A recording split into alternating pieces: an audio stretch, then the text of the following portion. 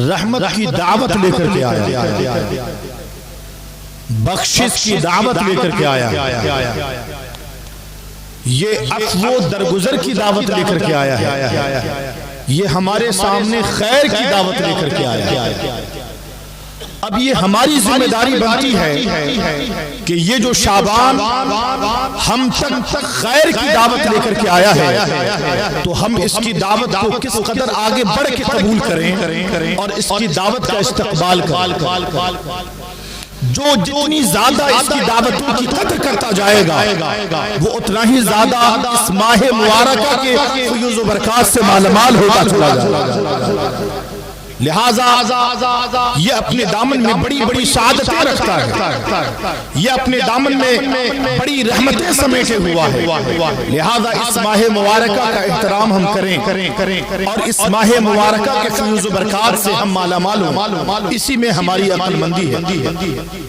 میں نے عرض کیا تھا کہ آپ اس مہینے کی کون سی دعوت قبول کریں گے اور اس کا اسٹیپ 1 کیا ہوگا، اسٹیپ 2 کیا ہوگا، اسٹیپ 3 کیا ہوگا، اسٹیپ 4 کیا ہوگا، یعنی کیسے آپ اس کی دعوت کو قبول کر کے اس پر عمل پیرا ہوں گے۔ تو اس کا سب سے پہلا اسٹیپ یہ تھا کہ انسان کا جو دل ہوتا ہے وہ شیطان کے قبضے میں اس قدر ہوتا ہے کہ شیطان اس کے دل کو ایسا دبوچے رہتا ہے کہ آدمی چاہتا ہے کہ میں نیکی کروں، آدمی چاہتا ہے کہ میں عبادت کروں، آدمی چاہتا ہے کہ میں اللہ کی بارگاہ میں جھکوں، آدمی چاہتا ہے کہ میں سجدہ کروں، لیکن دل پہ جو شیطان کا کنٹرول ہے وہ شیطان اس کے دل کو اس طرف مائل نہیں ہونے دیتا ہے، اس کی طرف بڑھنے نہیں دیتا ہے، اور یہ بڑھنے اس لیے نہیں دیتا ہے۔ یہ صرف شیطان کا ہی کام نہیں ہے بلکہ ہمارے پاس ایک نفس امارہ ہے، اور وہ نفس امارہ ایسا ہے کہ جب بندہ عبادت کے لیے ارادہ کرتا ہے تو نفس امارہ اس کے درمیان میں آ کر کے اسے روکتا ہے، اس کو عبادت کی طرف بڑھنے نہیں دیتا۔ لہذا اس نفس امارہ کے بہکاوے سے اور شیطان کے شر سے بچنے کے لیے ہمیں کثرت سے لاحول پڑھنا ہوگا۔ لا حول ولا قوة الا باللہ العلی العظیم، جس نے بھی کثرت سے پڑھ لیا انشاءاللہ تبارک و تعالی وہ رب العالمین جو سب سے زیادہ قوت والا ہے وہ اپنے فضل و کرم سے ہمارے دل کی اصلاح فرمائے گا، ہمارا دل عبادت کی طرف بھی بڑھے گا، ہماری پیشانی کی عبادت میں مدد کرائے گا۔ لہذا لا حول ولا قوة الا باللہ العلی العظیم یہ ہمارا سب سے پہلا اسٹیپ ہے۔ اگر ہم نے کثرت سے لاحول پڑھے، اگر ہم نے لاحول پڑھ کے اپنے نفس امارہ کو مار دیا، اگر ہم نے لاحول پڑھ کے شیطان لعین کو مار دیا تو یقیناً ہمارا دل اپنے ارادے میں کامیاب ہوگا۔ تو سب سے پہلا اسٹیپ کیا ہے کہ ہم اپنے دل کو کامیاب اگر کرنا چاہتے ہیں، اس کے ارادوں کی تکمیل چاہتے ہیں تو لا حول ولا قوة الا باللہ العلی العظیم کثرت سے کرنا ہوگا۔ جب ہم یہ کر جائیں گے آپ سوچیں گے 1-2 تسبیح 100 تسبیح، یاد رکھیں جتنی زیادہ گرد، جتنی زیادہ دشت کسی چیز پہ پڑی رہتی ہے اتنی ہی زیادہ اس کی صفائی کی ضرورت پڑتی ہے۔ آپ لوگ ٹائلز ماربل کا کام جانتے ہیں، بہت سنو ٹائلز ماربل یہ اپنے آپ میں فطری طور پہ ایک چمکی ہوئی چیز ہوتی ہے، لیکن جب ٹائلز ماربل کو زمین میں بچھایا جاتا ہے تو بچھانے کے بعد اس کے اوپر اس کی گھسائی ہوتی ہے، ایک گھسائی سے اس کے اندر چمک نہیں آتی کیونکہ اس کے اوپر جو گرد و غبار جمے ہیں وہ اس قدر زیادہ جمے ہیں کہ ایک گھسائی سے کام نہیں چلتا۔ پھر اس کے گھسائی کے پتھر کا سائز بدلتا ہے اور سائز بدلنے کے بعد پھر دوبارہ گھسائی ہوتی ہے، پھر دوبارہ ہوتی ہے، اس طرح کئی راؤنڈ جب گھسائی ہوتی ہے تب وہ ماربل اپنی چمک سامنے کرتا ہے، اپنی چمک پیش کرتا ہے، وہ ٹائلز پھر سے چمکنے لگتا ہے۔ لہذا ایک ماربل کو چمکانے کے لیے متعدد مرتبہ اس کی گھسائی کرنی پڑتی ہے تب اس کے اندر چمک آتی ہے۔ اسی طرح سے جو دل گناہوں کے سبب سیاہ ہو چکا ہوتا ہے کھولا جائے گا تو انشاءاللہ تبارک و تعالی دل روشن ہوتا نظر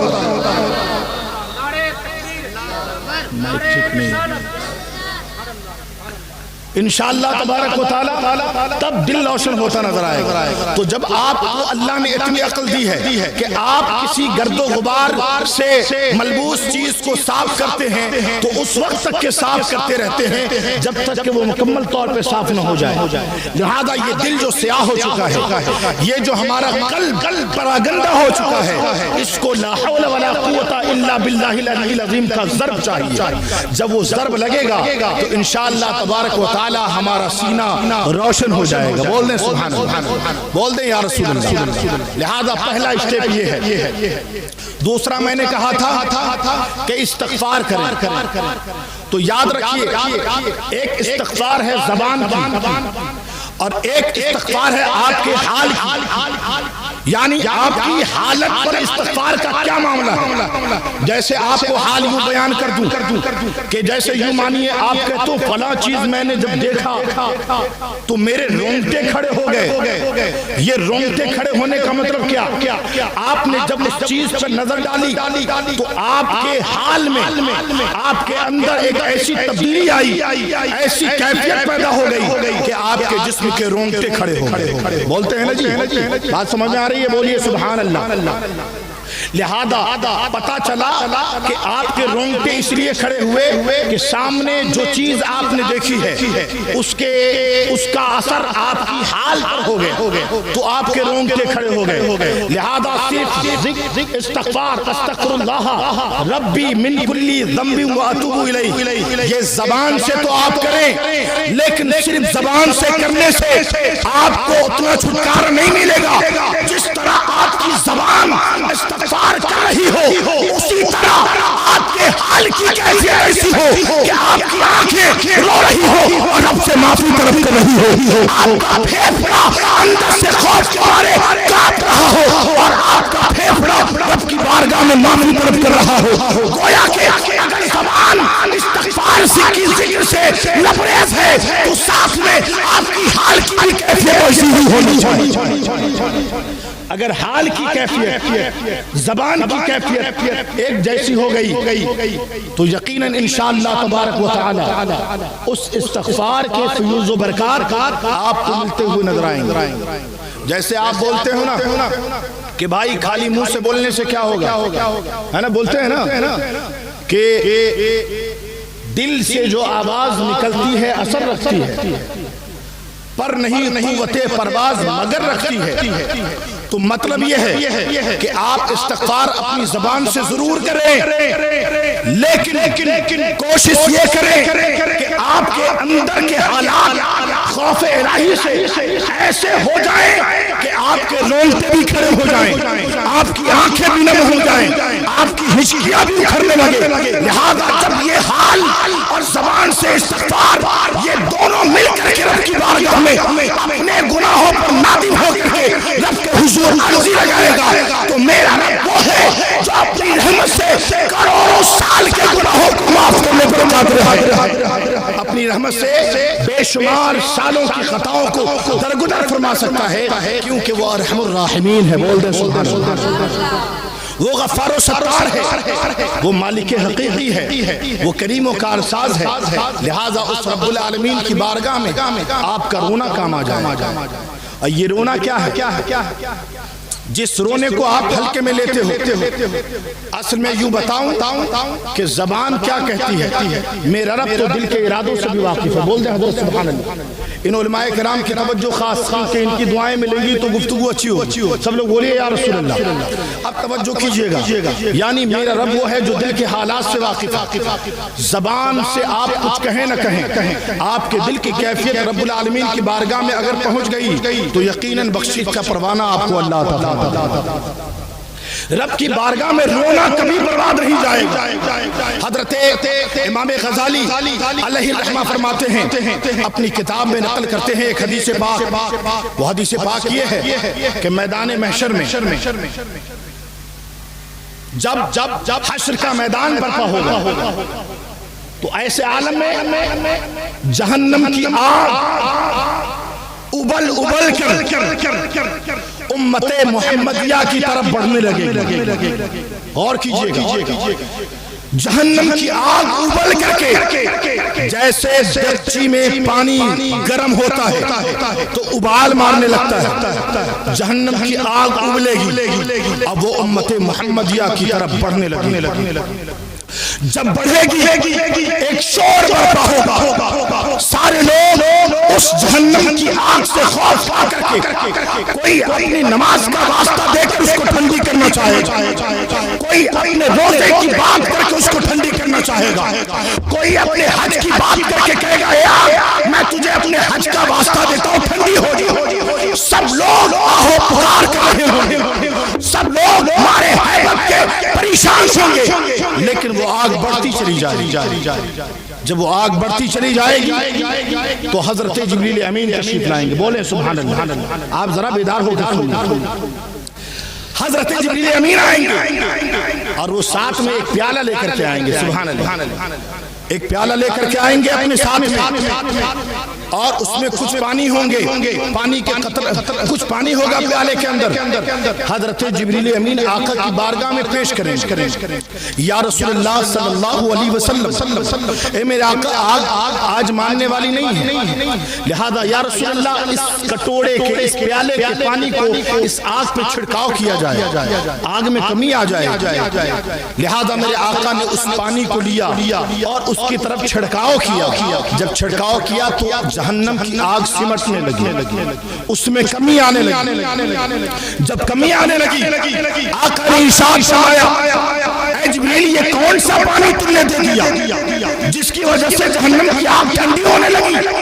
حضرت جبریل امین عرض کریں گے یا رسول اللہ صلی اللہ علیہ وسلم جب آپ کی امت کے افراد خوف الہی سے رویا کرتے تھے، ان کی آنکھیں نم ہوا کرتی تھی، وہ اشکبار ہوتے تھے، تو میرا رب مجھ سے کہتا تھا کہ امت محمدیہ کے آنکھوں سے بہے ہوئے آنسوؤں کو برباد نہ جانے دو بلکہ تم اسے جمع کر لو.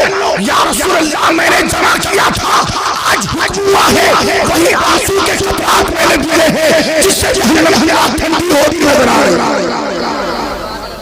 وہی آنسو کے قطرات ہیں یا رسول اللہ جو میں نے آپ کی بارگاہ میں پیش کیے ہیں، جس کی وجہ سے جہنم کی آگ ٹھنڈی ہوتی نظر آ رہی ہے.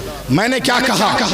آپ کی زبان کیا کہتی ہے؟ یہ تو آپ بات اپنی جگہ ہے، لیکن آپ کی کیفیت کیسی ہے؟ رب کی بارگاہ میں استغفار کرتے وقت کیونکہ رب العالمین دل کے حالات سے واقف ہے، آپ کے حال کی جو کیفیت ہوگی وہ قال سے زیادہ واضح ہے. رب العالمین قال سے زیادہ حال کی کیفیت مقبول ہوگی، اور حال کی کیفیت کو قال سے زیادہ ترجیح دی جائے. اور حال کی کیفیت کب آتی ہے، طاری ہوتی ہے جب آدمی کسی کام کو قلب کے ساتھ کرتا ہے، کسی کام کو دل کی گہرائی کے ساتھ کرتا ہے.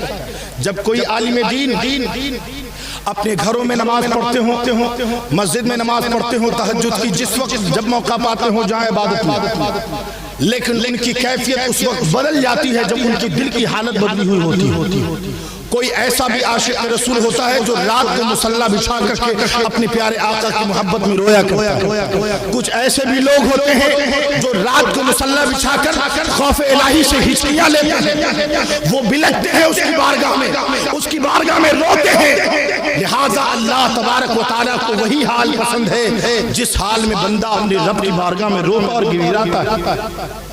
بلکہ کتابوں میں آیا اللہ تبارک و تعالیٰ کو بندوں کا رونا بہت زیادہ پسند آتا ہے. اس لیے پسند آتا ہے کہ اللہ اس رونے کے سبب اپنے بندوں کو اپنی رحمت سے نواز دیتا ہے، اسے بخش دیتا ہے. آنسو کی بات آ گئی تو ایک اور حضرت امام غزالی نے ہی جو نقل کیا اس حدیث کو پیش کرتا ہوں. سب لوگ بول دیجئے سبحان اللہ. ایک شخص ایسا اٹھایا جائے گا میدان محشر میں جس کے لیے فیصلہ ہو چکا ہوگا کہ اسے جہنم میں ڈال دیا جائے گا. جہنم میں لے جانے والے فرشتے اسے گھسیٹتے ہوئے جہنم میں لے جا رہے ہوں گے. جب جہنم میں لے جانے والے فرشتے اس کو جہنم میں لے جانے لگیں گے تو اس شخص کی آنکھوں کی پلکوں کا ایک بال رب کے حضور عرض کرنے لگے یا رب العالمین، تیرے محبوب کا فرمان تھا کہ جو آنکھیں خوف الہی سے روئیں گی اللہ اس رونے والے پر جہنم حرام کر دے گا، جہنم کی آگ اس پر حرام ہو جائے گی۔ مولا تعالیٰ میں گواہی دے رہا ہوں کہ یہ شخص جسے تو جہنم کا ارادہ فرما چکا ہے ڈالنے کا، یہ شخص تیرے خوف سے رویا کرتا تھا، یہ تیرے خوف سے اشک بہایا کرتا تھا۔ یا رب العالمین تو اس کی خطاؤں کو درگزر کر دے، رب تبارک و تعالیٰ کی رحمت جوش میں ہو جائے، بولے نا سبحان اللہ، رب کی رحمت جوش میں آئے گی، رب ارشاد فرمائے گا اے فرشتوں اب اسے جہنم میں نہ لے جاؤ، بلکہ میں نے اس کی آنکھ کی پلکوں کے ایک بال کی شفاعت سے اسے جنت کا مستحق بنا دیا ہے، میں نے اس کی پلکوں آنکھوں کی پلکوں کے ایک بال کی سفارش سے اسے جنت کا مستحق بنا دیا ہے، لہذا حکم ہوگا اسے جنت میں لے جاؤ۔ سبحان اللہ، حضرت جبریل امین سارا منظر دیکھ رہے ہوں، کہیں گے مبارک ہوئے اس شخص کہ رب کی رحمت نے تجھے اس قدر نوازا کہ تیری آنکھوں کی پلکوں کے ایک بال کی وجہ سے اللہ نے تجھے جنت کا فیضان عطا فرمایا۔ لہذا یاد رکھیں ہماری قال سے زیادہ ہماری حال کا بہتر ہونا ضروری ہے، یعنی جبہ ہمارا پھٹا ہو چلے گا، ہماری پگڑی اچھی نہیں ہو چلے گا، ہمارا چہرہ مہرہ جیسا ہو چلے گا، لیکن اگر اندر کے حالات اچھے ہوئے، جس کیفیت کا علم اللہ رب العالمین کو صرف ہوتا ہے، اگر وہ کیفیت اچھی ہوئی تو انشاءاللہ تبارک و تعالی ہم کامیاب ہوتے نظر آئیں گے۔ بول دیں سب لوگ سبحان اللہ، اور بابا سے بلند کہہ دیں یا رسول اللہ۔ لہذا میں عرض کر رہا تھا پہلا اسٹیپ ہے لا حول ولا قوت الا باللہ العلی العظیم، اس کی کثرت سے اپنے قلب کی سیاہی دور کریں، اور وہ قلب جس قلب میں آقا کی محبت ہوتی ہے اور محبت رسول کے بنا پر جو قلب روشن ہوتا ہے، اس قلب کی وہ گندگی صاف کر دیں تاکہ عشق رسالت کا نور اسے پھر سے روشن کرتا چلا جائے۔ یہ لا حول ولا قوت الا باللہ العلی العظیم کی کثرت سے ہونے والا ہے۔ اور دوسرا استغفار کریں تو اپنی حال سے بھی کریں، اپنی قال سے بھی کریں، تاکہ اللہ دونوں کے صدقے میں ہماری مغفرت فرما دے۔ بول دیجئے سب لوگ سبحان اللہ۔ اب تیسری بات پر آئیے، میں نے کوئی تقریر ذہن میں سیٹ نہیں کی تھی، بس بزرگوں کا کرم اور ان کی دعائیں ہو رہی ہیں بزرگوں کی، تو جو باتیں آ رہی وہ میں پیش کر رہا ہوں، سب لوگ کہہ دیجئے یا رسول اللہ۔ تیسری بات میں نے کیا کہا تھا کہ ذکر، یعنی کیا کہا تھا؟ ذکر، یعنی ان کیفیتوں سے آپ ہٹیں گے۔ ہاں، تیسری بات تھی توبہ، تیسری بات کیا تھی؟ توبہ۔ تو میں نے آپ کو سمجھایا تھا کہ توبہ اور استغفار میں فرق ہے۔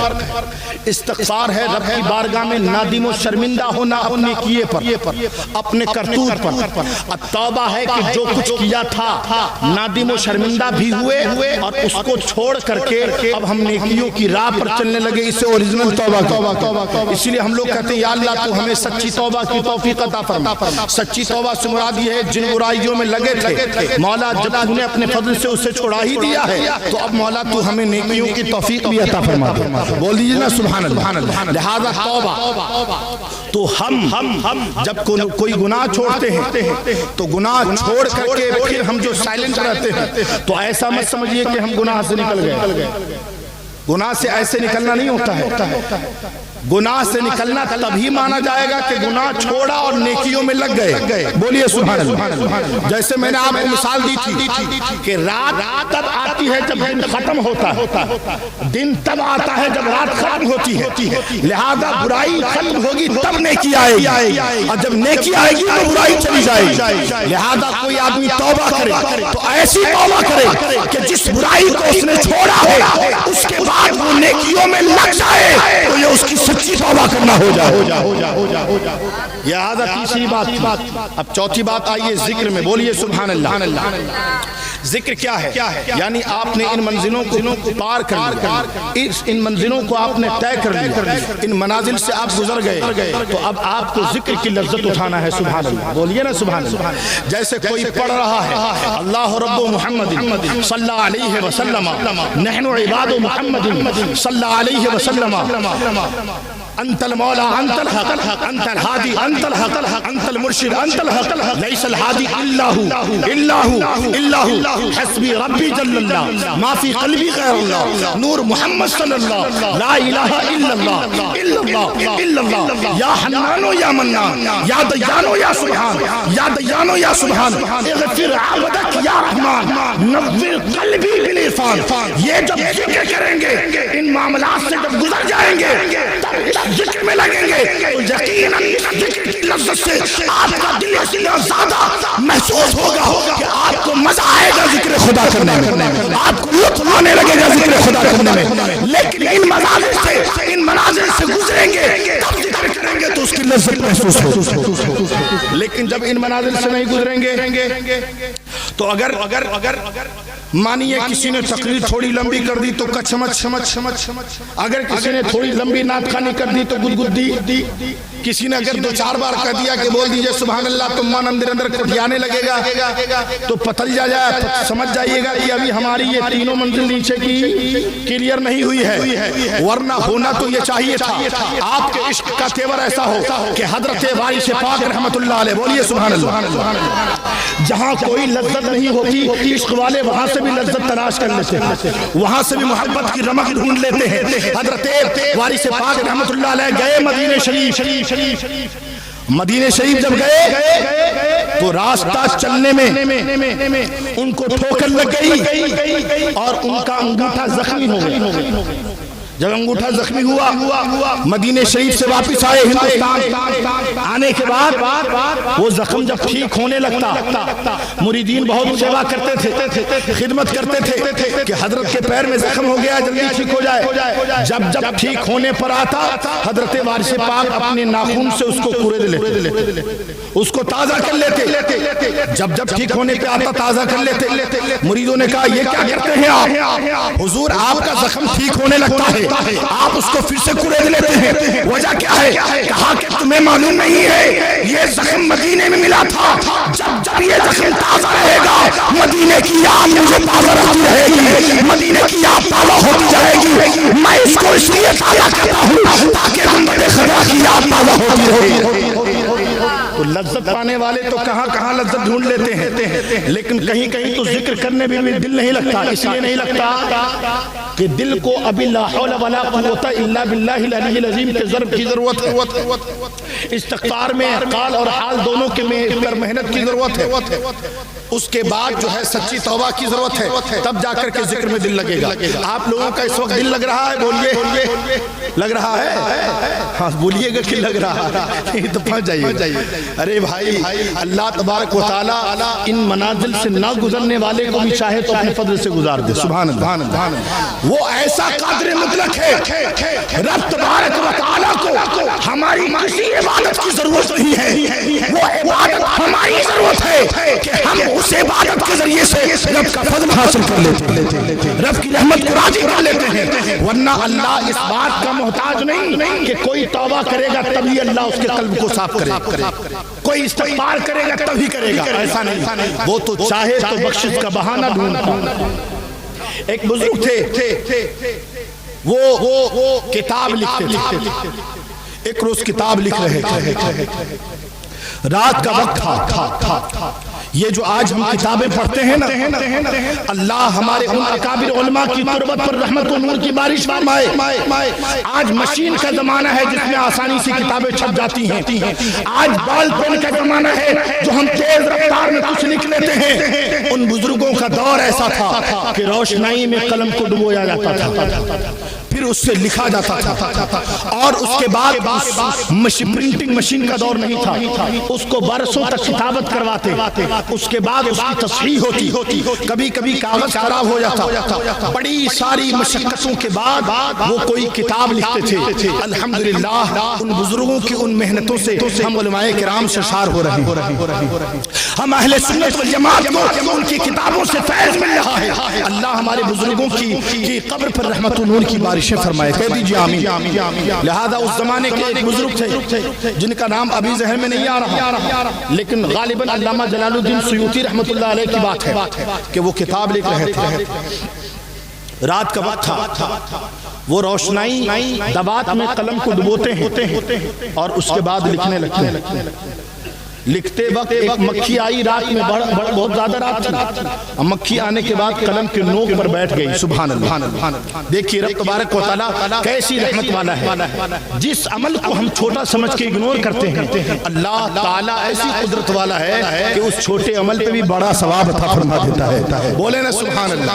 لہذا انہوں نے کیا کیا، اپنے ہاتھ کو جنبش دینا بند کر دیا، ہاتھ کو ہلانا بند کر دیا۔ کیوں معلوم ہے؟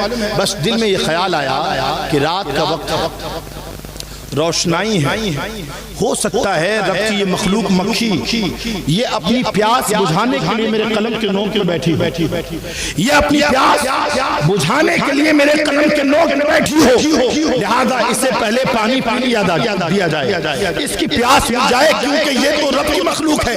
اب پتہ نہیں اللہ تعالیٰ نے چاہا تو مجھے کہیں اسی عمل کے صدقے میں مجھے بخش دے، میری خطاؤں کو درگزر کر کے بڑا انعام عطا کر دے۔ محترم سامعین کرام، جب ان کا وصال ہو گیا، وصال کے بعد ان کے مریدوں نے دیکھا کہ جنت میں سیر کر رہے ہیں، جنت کی خوشبوؤں سے معطر ہو رہے ہیں، جنت کے میوے کھا رہے ہیں۔ پوچھا اتنا بڑا انعام کس عمل پہ، ذرا بتا تو دیجئے۔ کہا کہ عمل نہ پوچھو، میں نے جو کچھ لکھا وہ تو اپنی جگہ تھا، لیکن یہ سارے انعام اکرام کی ایک ہی وجہ ہے کہ میں نے ایک رات کتاب لکھتے وقت اپنے ہاتھ کو ہلانا اس لیے بند کر دیا تھا کہ مکھی رب کی مخلوق ہے، یہ کہیں پانی پی رہی ہوگی، اپنی پیاس بجھا رہی ہوگی۔ سبحان۔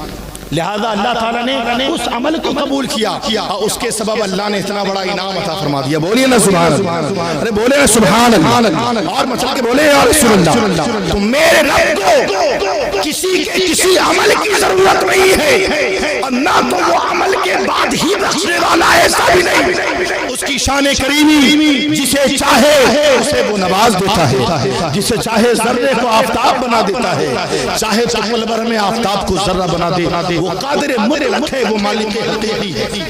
لہٰذا اس رب العالمین کو انعام دینے کے لیے کچھ چاہیے نہیں، لیکن ہماری ذمہ داری ہے کہ ہم اس رب کو راضی کرنے کے لیے اس کی کثرت سے عبادت، اس کو زیادہ سے زیادہ راضی کرنے میں لگ جائیں۔ سب لوگ محبت سے کہہ دیجئے سبحان اللہ۔ لہذا چھوٹی سے چھوٹی بھی نیکی اللہ کی بارگاہ میں قبول ہو سکتی ہے، اور اس کے ذریعے اللہ ہمیں بخشش کا پروانہ عطا فرما سکتا ہے۔ تو یہ باتیں آپ کو سمجھ میں آ گئی؟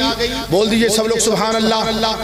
یہ ذکر کی بات سمجھ میں آ گئی نا، حال کا ذکر اور قال کا، اور اس کے بعد میں نے کیا بتایا آپ کو، ذکر کی لذت تبھی لگے گی جب آپ ان تینوں منازل سے گزرے ہوں گے، ورنہ کچھ مچھی والا مسئلہ شروع ہو جاتا ہے۔ تو آئندہ اپنے دل کا خیال کیجئے گا، جہاں کچمچاہٹ ہو رہی ہو سمجھئے گا ابھی بیماری چل رہا۔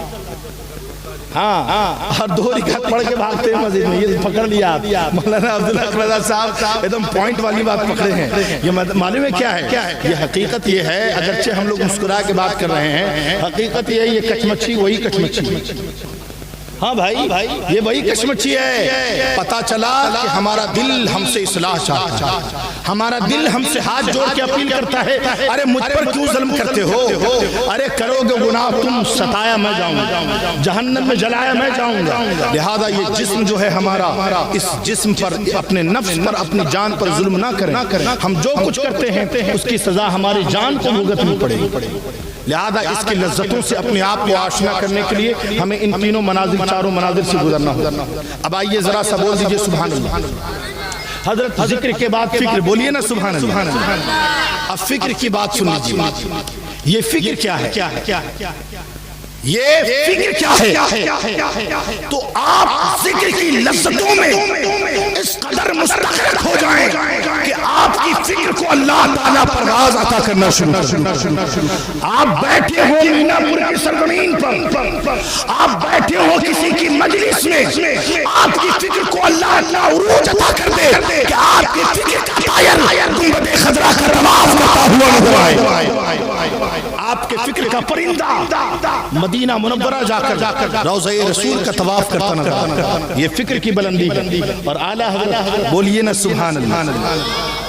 आला हजरत इमाम इश्क मोहब्बत कंजुल करामत जबल इस्तिकामत आयतुन मिन आयातिल्लाह मुअज्जज़तुन मिन मुअज्जज़ाति रसूलिल्लाह अच्छे रज़ा सच्चे रज़ा हम सब के रज़ा जब इन तमाम मनाज़िल से पार हो गए तो अल्लाह ने वो फिक्र अता किया कि बड़े बड़े शोरा एक जगह पर जाकर रुक गए, लेकिन मेरे अहमद रज़ा ने कहा सबसे आला व औला हमारा नबी, सबसे आला व औला हमारा नबी, सामने अपने मौला का प्यारा हमारा नबी, दोनों आलम का दूल्हा हमारा नबी, सारे अच्छों में अच्छा समझिए जिसे है उस अच्छे से अच्छा हमारा। लिहाजा जब फिक्र की परवाज बुलंद होती है तो आदमी अहमद रज़ा खान बन जाता है। जब फिक्र की परवाज बनती है तो आदमी ताज शरिया बन जाता है। जब फिक्र को अल्लाह परवाज अता करता है तो आदमी मुफ्ती आज़म आलिम बन जाता है। जब फिक्र को अल्लाह परवाज अता करता है तो आदमी अहमद रज़ा खान बन जाता है। जब फिक्र को अल्लाह परवाज अता करता है तो आदमी मखदूम बिहारी शरफ़ुद्दीन या मदनी। लिहाजा ये फिक्र की परवाज हमारे ये सारी कमालात ये खूबियाँ ये फिक्र की परवाज़ के बाद आता है। और मैं अल्हम्दुलिल्लाह मेरा ज़हन इस वक्त जो आला हज़रत के फैज़ को कशीद कर रहा है, अगर मैं आला हज़रत की फिक्र की परवाज़ पर गुफ्तगू करूँ तो घंटा बढ़ जाएगा, लेकिन एक दो बातें कहना ज़रूरी समझता हूँ ताकि इससे ये मौजू से मुताल्लिक़ बात है, इसलिए ये बात कह दूँ। सब लोग बोलिए सुभान अल्लाह। फिक्र की परवाज़ जरा पेश कर दूं, सब लोग के बाद बोलिए या रसूल अल्लाह। आप डेली पढ़ते हैं मुस्तफ़ा जाने रहमत पे लाखों सलाम पढ़ते हैं ना, शम्अ बज़्म हिदायत पे लाखों सलाम, और उसके बाद कहते हैं मुझसे खिदमत के कुदसी कहें हाँ रज़ा, मुझसे खिदमत के कुदसी कहें हाँ रज़ा, मुस्तफ़ा जाने रहमत पे लाखों सलाम। क्या मतलब? कुछ समझ में आया? ये हम लोग की फिक्र नहीं है, अल्लाह ने जिनकी फिक्र की परवाज़ को बुलंदी अता की वो अहमद रज़ा खान की फिक्र है। सुभान अल्लाह। आला हज़रत क्या कहते हैं, जब जन्नत में जन्नती जाएंगे तो उनका वेलकम करने के लिए हुर व ग़िलमान खड़े होंगे, उनका वेलकम करेंगे। अब पूछा जाएगा कि आपकी क्या पसंद है बताइए, बाज़ाब्ता पूछा जाएगा आपको क्या चीज़ इस वक्त दरकार है। जैसे आप किसी की बारात में जाते हैं तो बाराती बन के जाते हैं, लड़की वाला बेचारा मजबूरी में भर पेट गाली देता है मन बरातिया सब। अब बरातिया सबका फुटानी क्या कहना है, अभी बारात हुई होगी, फुटानी देखा होगा आपने, जिसकी कोई औकात नहीं उस दिन औकात वाला हो जाता, बारात जो जा रहा है गाली सुनाएगा बेटा वाले तो उसको क्या है। लिहाजा ये जितना फटीचर बाराती होता है इसकी तो औकात पूछे ही नहीं, ये जाने के बाद एकदम अंगड़ा के चलेगा, टांग मार के चलेगा इधर उधर। लेकिन बेचारा वो लड़की वाला लाज के मारे हो, शर्म के मारे हो, हया के मारे हो, डर के मारे हो, खौफ के मारे हो, वो कहेगा क्या चाहिए, चाहिए पानी, अभी पानी मुंह से निकलेगा नहीं, जल्दी से हिला, होता ही नहीं होता। ये इस्तकबाल है, ये बेमन का इस्तकबाल है। लेकिन बामन का इस्तकबाल कैसा होता है, जैसे मेरे घर हुज़ूर गुलज़ार मिल्लत आ जाए, बोले ना, अरे आपके यहाँ कभी ताज शरिया आ जाए, आपका दिल करेगा कि काश मैं इनके कदमों तले अपने पल के बिछा दूं, काश मैं इनके कदमों तले बिछ जाऊं, ये अपने कदमे नाज को हमारे सीने पर लेके चले जाएं। और आप क्या बोलेंगे, फिक्र की परवाज़ पा करके मुफ्ती आज़म आलम ने कहा था ये दिल, ये जिगर है, ये आंखें, ये सर है, जहां चाहो रखो। इस्तकबाल और मेहमान नवाजी तो गौसे आज़म ने करके रखा। ये दिल, ये जिगर है, ये आंखें, ये सर है, जहां चाहो रखो कदम गौसे आज़म। बेमन के इतना अच्छा आप लोग खिदमत करते हैं बरतिया सबका, मन करता है पीटे, लेकिन फिर भी इस्तकबाल अच्छा। अब दिल से हुआ तो आला हज़रत के शहजादे ने कहा ये दिल, ये जिगर है, ये आंखें, ये सर है, जहां चाहो रखो कदम गौसे आज़म। सुभान अल्लाह। बस इतना ही नहीं, थोड़ा सा और आगे बढ़। हुज़ूर गौसे आज़म ने कहा कदमी हाज़िही अला रक़बती कुल्ली वलिल्लाह। गरीब नवाज ने कहा बल अला रासियैनी, या गौसे आज़म आपका कदम मेरी गर्दनों पर ही क्यों है, या गौसे आज़म आपका कदम तो मेरी आंखों पर भी है, मेरे सरों पर। बोले ना सुभान अल्लाह। ये इस्तकबाल बता रहा हूँ, ये मेहमान नवाजी है।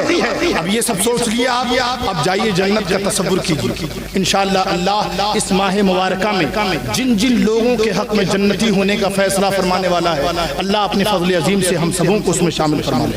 ہمارے ماں باپ کو شامل فرما لے، ہمارے خاندان کے آدم علیہ السلام سے لے کر کے ایدم تک جتنے مومنین مرحوم ہیں اللہ ان سبوں کو شامل فرما لے، قیام قیامت تک جتنی ہماری نسلیں رہیں گی اللہ تعالیٰ ان سبوں کو شامل فرما لے۔ کہہ دیجئے آمین۔ قیامت کا آپ جنت کا تصور کریں، یہ تو چھوٹے چھوٹی مہمان نوازی، جنت میں حور و غلمان کہیں گے ویلکم، کچھ چاہیے، آپ کی سب سے پسندیدہ چیز حاضر کی جائے گی، جو کہیں گے حاضر، جو کہیں گے حاضر۔ تو اعلیٰ حضرت کے مجھ سے خدمت کے قدسی کہیں حاضر، بولیے نا سبحان اللہ، مجھ سے خدمت کو قدسی کہیں ہاں رضا سمجھ رہے ہیں؟ اے رضا کیا چاہیے؟ تو اعلیٰ حضرت کی فکر دیکھیے، اللہ جب فکر کو بلندی عطا کرتا ہے تو میرے احمد رضا کہتے ہیں کہ جنت میں جب پوچھا جائے گا مجھ سے خدمت کے قدسی کہیں ہاں رضا تو کہہ دوں گا مصطفیٰ جان رحمت اللہ کو سلام، ارے اس وقت بھی اپنے آقا پہ سلام کرنا ہی سب سے بڑا اعزاز سمجھتا، اس وقت بھی کہیں گے کہ میں اس کو سب سے بڑا اعزاز سمجھتا۔